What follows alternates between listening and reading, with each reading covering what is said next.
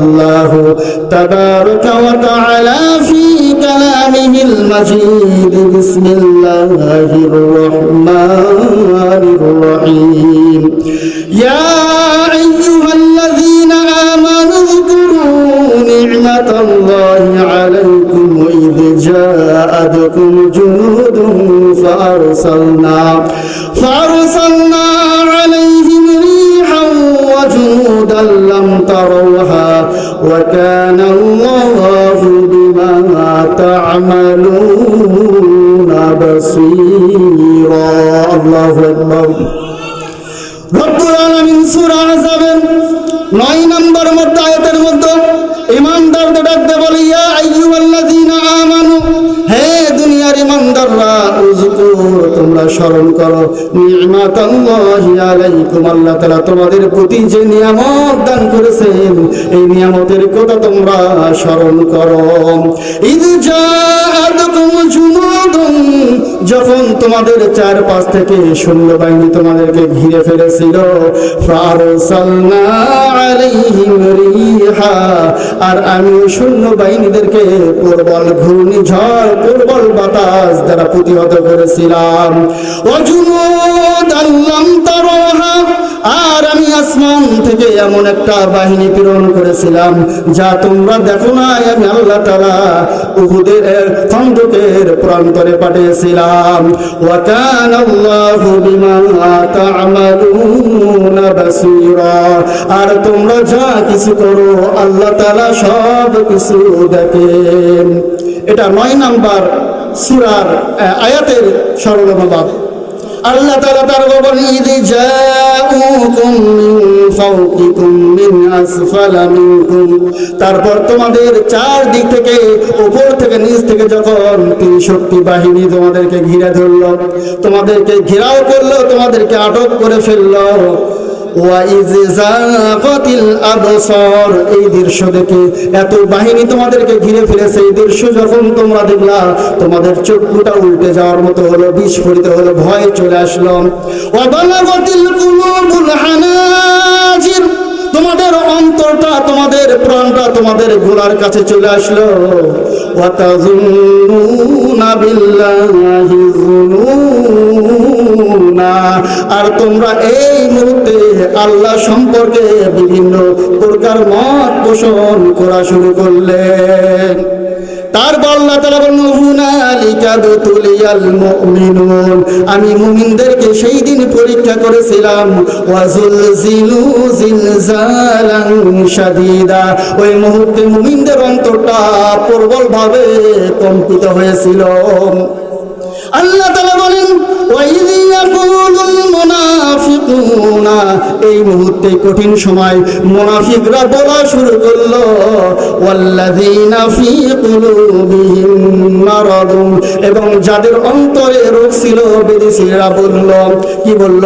মা ওয়া'দানাল্লাহু ওয়া রাসূলুহু ইল্লা গুরুরা আল্লাহ এবং রাসূল আমাদের যে ওয়াদা দিয়েছে এটা প্রতারণা ধোঁকা ছাড়া আর কিছুই নয় এটা মুনাফিক এবং যারা দুর্বল ঈমানদার এরা বলা শুরু করলো এই গেল 9 থেকে 12 নম্বর আয়াত পর্যন্ত সূরা আহজাবের আয়াতের সরল অনুবাদ এই আয়াতগুলোর সেন্ট্রাল সিগনিফিকেন্স তাৎপর্য কি এই বিষয়ে আমি আলোচনা করব ওয়ামা তৌফিকি ইল্লা বিল্লাহ এর আগে একটি হাদিসে কারীম আপনাদের সামনে পেশ করেছি আমি সেটা বলেই আলোচনার দিকে যাব ওয়ামা তৌফিকি ইল্লা বিল্লাহ ওয়ান আবি হুরায়রা রাদিয়াল্লাহু তাআলা আনহু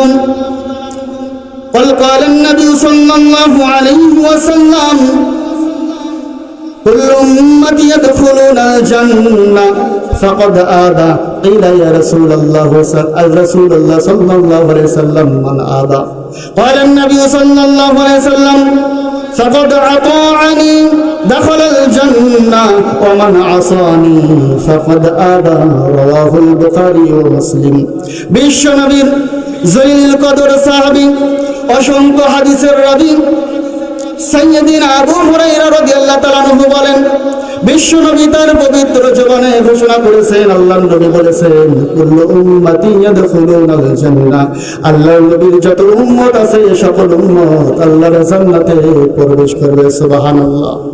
আমরা নবীজির উম্মত, জান্নাত আমরা চাই কিনা? ওই জান্নাতে আল্লাহর নবী প্রত্যেক উম্মত প্রবেশ করবে। বিশ্ব নবী জবান দ্বারা বলে দিয়েছেন, ইল্লা মান আবা, নবীজি বললেন তবে ওই শ্রেণীর মানুষরা জান্নাতে প্রবেশ করবে না যারা আবা। তখন সাহাবীরা জিজ্ঞেস করলো, ইয়া রাসূলুল্লাহ কিলা মান আবা, আবা আবার কে? নবী সাল্লাল্লাহু আলাইহি সাল্লাম বললেন, ফাকাদ আসানি দাখালাল জান্নাহ, যারা আমি নবীর অনুসরণ করবে, নবীকে মেনে নেবে, তারাই জান্নাতে প্রবেশ করবে। ওমান আসানি ফাকাদ আবা, আর যারা আমি নবীকে অনুসরণ করবে না, নবীর আনুগত্য করবে না, এই সব বান্দারা কখনোই জান্নাতে প্রবেশ করবে না। তাহলে আমরা নবীর উম্মত হিসেবে নবীর আনুগত্য করতে রাজি আছি কিনা? নাই। এই নবীকে ভালোবাসতে হবে, নবীর আনুগত্য করতে হবে। কিভাবে আনুগত্য করতে হবে? আমি যে ঘটনা, যে আলোচনা নিয়ে এসেছি, এই ঘটনা যদি আমি বলি, আল্লাহ যদি তৌফিক দেয়, সাহাবীরা কিভাবে নবীকে ভালোবেসেছে আর নবীর আনুগত্য করেছে, এই আলোচনার মাধ্যমে আমরা বুঝতে পারবো। যদি আলোচনা শুনে, আলোচনার মাধ্যমে আমরা বুঝতে পারি আর ঈমানকে নবায়ন করতে পারি, নবীর খাঁটি উম্মত যদি আমি আপনি হইতে পারি, নবীজির ঘোষণা অনুযায়ী আমরা সবাই আল্লাহর সুমহান জান্নাতে প্রবেশ করতে পারবো ইনশাআল্লাহ তাআলা।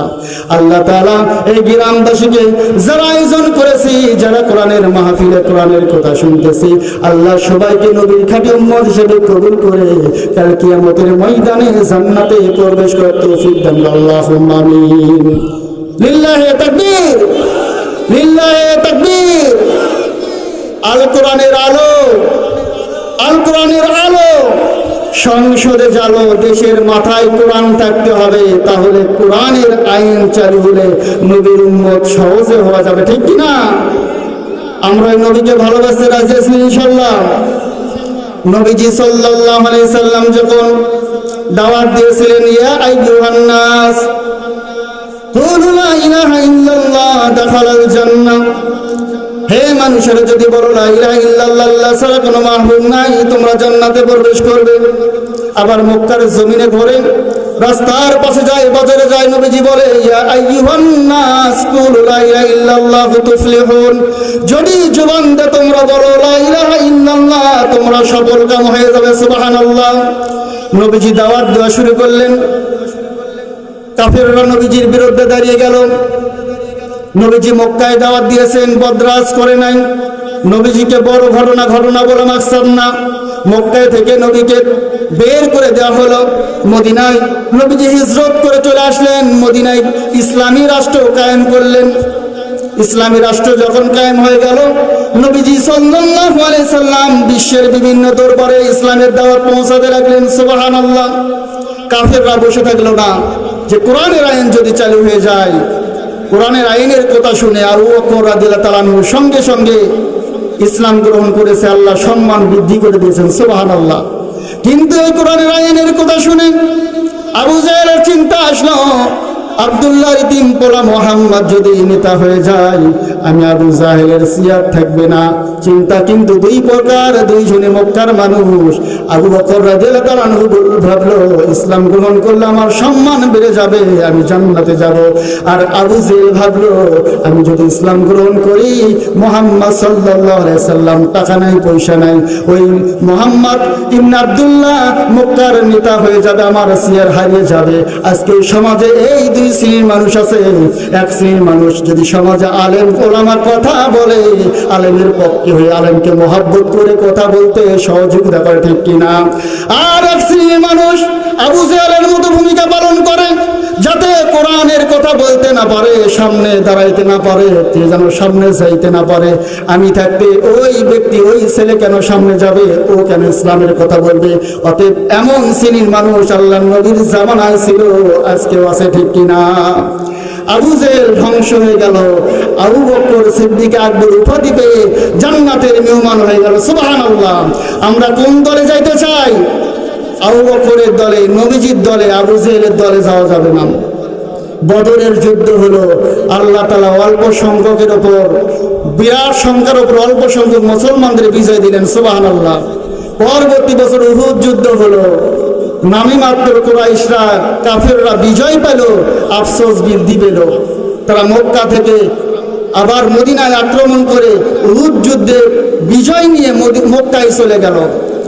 মাঝখানে নবীজি সাল্লাল্লাহু আলাইহি সাল্লাম মুসলমান সাহাবীদের নিয়ে আবার শক্তি সঞ্চারিত করে ইসলামের বিরুদ্ধে যারা কথা বলে এদেরকে সমুচিত জবাব দেওয়ার জন্য সেনাবাহিনী, মুসলিম বাহিনীকে সংগঠিত করলেন। মদিনায় ইসলামী রাষ্ট্র কায়েম হয়ে গেল। অনেকের প্রশ্ন, ইসলাম আছে, আমাদের বিভিন্ন মিডিয়া সেন্টার বন্ধ হয়ে যাবে, কথা বলা যাবে না, ব্যবসা করা যাবে না, হিন্দুদের কি হবে, বৌদ্ধদের কি হবে? নবীজির যুগে মদিনায় যখন ইসলাম হয়েছে তখন ইহুদিরাও সুখে ছিল, ঠিক কিনা? অন্য ধর্মের লোকেরাও সুখে ছিল, মুসলমানরাও সুখে ছিল, কোনো সমস্যা ছিল না। কিন্তু কোরআন হাদিস আর ইতিহাস ঘাটলে দেখা যায় ইসলামের পূর্বে ওই মদিনায় শুধু যুদ্ধ আর যুদ্ধ লেগেছিল, ঠিক কিনা?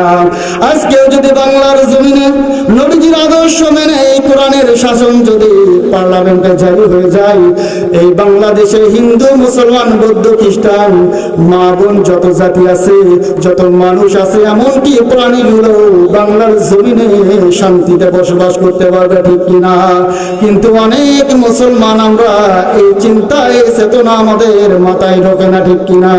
সেই জন্য সিদ্ধান্ত নিতে হবে আমি কোন দলে যাব আর কোন দল গ্রহণ করব। সব দল দেখা শেষ, আল কোরআনের বাংলাদেশ। রাজি আছেন ইনশাল্লাহ?